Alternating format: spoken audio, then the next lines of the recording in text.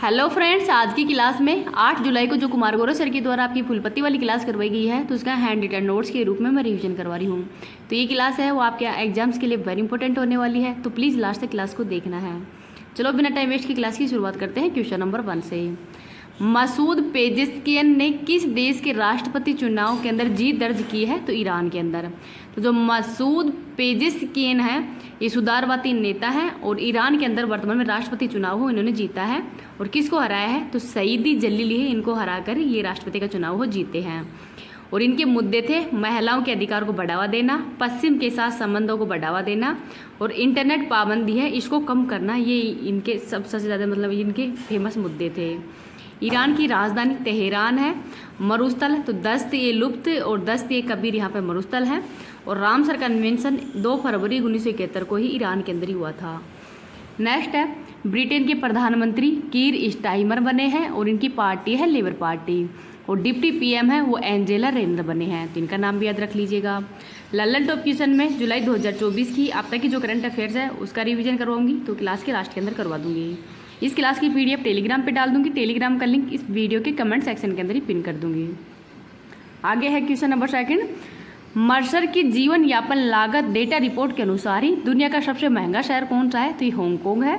तो जीवन यापन लागत रिपोर्ट है ये मर्सर के द्वारा पेश की गई है और इसमें बताया गया है कि रहने के लिए सबसे महंगा शहर है वो पहले स्थान पर हांगकांग है, सेकंड स्थान पर सिंगापुर है, सबसे सस्ता शहर इस्लामाबाद है और भारत का मुंबई है वो पूरे विश्व के अंदर 136वें स्थान पर है। नेक्स्ट है महत्वपूर्ण इंडेक्स में भारत की रैंक देखते हैं। पर्यावरण प्रदर्शन में 176वीं है, ग्लोबल जेंडर गैप में 129वीं है, जेंडर इनइक्वलिटी में 108वीं है, एसडीजी के अंदर 109वीं है, पीस के अंदर 116वीं है और प्रेस फ्रीडम के अंदर 159वीं। क्वेश्चन नंबर 3 देखते हैं। भारतीय वायुसेना ने कौन सी पहली स्वदेशी एंटी रेडिएशन मिसाइल का सफल परीक्षण किया है? तो इसका नाम है रुद्रम फर्स्ट। तो ये सुखोई विमान है उससे इसका सफल परीक्षण किया है और ये विकिरण उत्सर्जन करने वाला लक्ष्य को हिट कर सकता है। डीआरडीओ की स्थापना 1 जनवरी 1958 को। समीर कामत इसके हेड है, पहले हेड थे दौलत कोठारी और इसका लोगो है बलस्य मूलम विज्ञानम। आगे है क्वेश्चन नंबर 4। प्रोजेक्ट परी किसने लॉन्च किया है? तो संस्कृति मंत्रालय के द्वारा। तो यूनेस्को विश्व धरोहर समिति है इसका 46वां सत्र कहाँ पे होगा? तो भारत के अंदर ही भारत मंडपम नई दिल्ली के अंदर इसका आयोजन किया जाएगा। और परी की फुल फॉर्म क्या है? तो भारतीय सार्वजनिक कला, इंडियन पब्लिक आर्ट्स। तो इसके अंदर दीवारों, पेंटिंग्स, मूर्ति इनका सबका प्रदर्शन है वो किया जाएगा। तो गौड़ कला मध्य प्रदेश की है, ठंका पेंटिंग सिक्किम की है, बानी थानी पेंटिंग राजस्थान की है, अल्पाना कला पश्चिम बंगाल की है और वारली महाराष्ट्र की है। आगे देखते हैं क्वेश्चन नंबर 5। 133वें ड्यूरंड कप 2024 का उद्घाटन मैच कहाँ पे आयोजित होगा? तो 4 शहरों के अंदर इसका आयोजन किया जा रहा है और उद्घाटन कोलकाता के अंदर होगा। तो ड्यूरंड कप 2024 है ये एशिया का सबसे पुराना कप है और फुटबॉल से संबंधित है। शुरुआत 1888 में की गई है शिमला के अंदर और 2024 के अंदर 133वें नंबर का होगा। 4 शहरों के अंदर इसका आयोजन किया जाएगा, शिलोंग, कोलकाता, जमशेदपुर और काकराझार के अंदर। तो जो काकराझार कहाँ पे है? तो असम के अंदर है। फाइनल है ये साल्ट लेक स्टेडियम पश्चिम बंगाल के अंदर होगा। आगे है क्वेश्चन नंबर 6। ICAR भारतीय मसाला अनुसंधान संस्थान ने किसे स्पाइस अवार्ड 2024 से सम्मानित किया है? तो स्वप्ना कलिगन को। और ये त्रिशूर केरल की रहने वाली है और फसल प्रबंधन के लिए इनको ये अवार्ड दिया गया है। विश्व का हिंदी पुरस्कार है ये डॉक्टर उषा ठाकुर को दिया गया।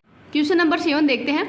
जीवन समर्थन परियोजना किसने लॉन्च की है? तो LIC के द्वारा। LIC जीवन बीमा निगम के द्वारा ये लॉन्च की गई है।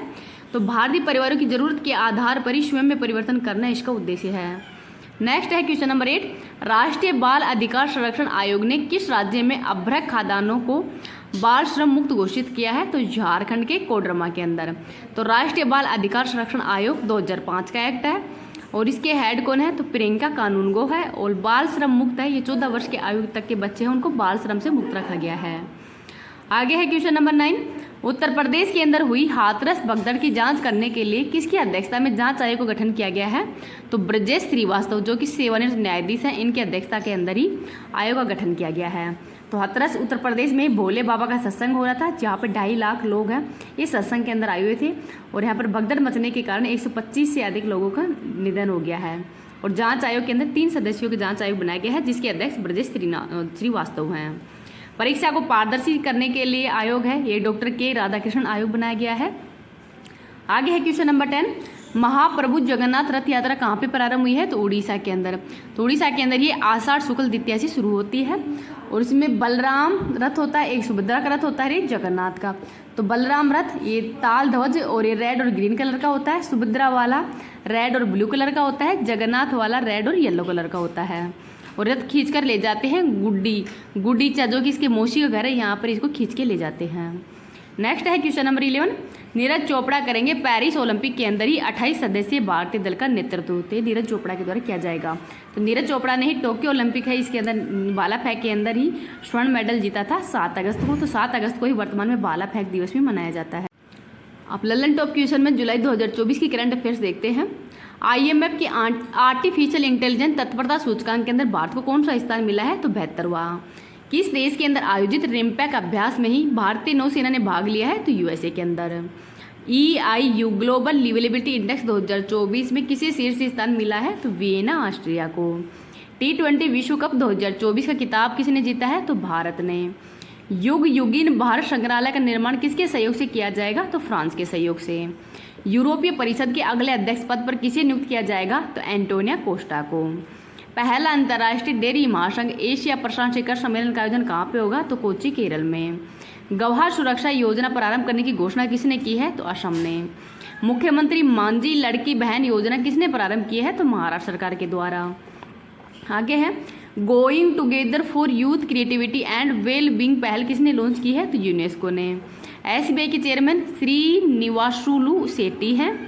न्यू स्पेस इंडिया लिमिटेड ने ही स्पेस मैत्री मिशन के तहत किस देश के ऑप्टिमस उपग्रह को लॉन्च करने की घोषणा की है? तो ऑस्ट्रेलिया का। यूरोपीय परिषद का अध्यक्ष हंगरी को बनाया गया है। 24वां SCO शिखर सम्मेलन 2024 ये अस्ताना के कजाकिस्तान के अंदर हुआ है। लियोन शतरंज मास्टर 2024 का खिताब किसने जीता है? तो विश्वनाथ आनंद ने। भारतीय सेना में शामिल सबसे शक्तिशाली गैर परमाणु विस्फोटक कौन सा है? तो ये सेबेक्स 2 है। बेहदिम खलम उत्सव कहाँ पे आयोजित हुआ है? तो मेघालय के अंदर। पहले के सरस्वती अम्मा पुरस्कार से किसे सम्मानित किया गया है? तो P गीता को। नीदरलैंड के प्रधानमंत्री पद पर किसे चुना गया है? तो डिक सूप को। राइजोटोप परियोजना का संबंध गैंडा से है।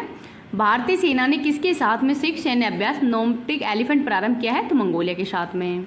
उन्नत अवलोकन उपग्रह ALOS-4 किसने लॉन्च किया है? तो जापान ने। UPSC के योग्य उम्मीदवारों को ही 1 लाख रुपए की सहायता देने के लिए कौन सा पोर्टल लॉन्च हुआ है? तो निर्माण पोर्टल। भारतीय वायुसेना प्रमुख ने हथियार प्रणाली स्कूल का उद्घाटन कहाँ पे किया है? तो हैदराबाद में। AI सम्मेलन ग्लोबल इंडिया AI समिट कहाँ पे लॉन्च हुई है? तो नई दिल्ली में।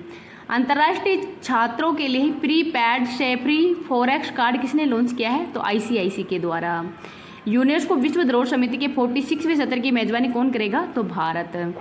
पेरिस 2024 लॉस एंजलिस 2028 ओलंपिक खेलों के लिए ही भारतीय ओलंपिक संघ का मुख्य प्रायोजक कौन है? तो BPCL है।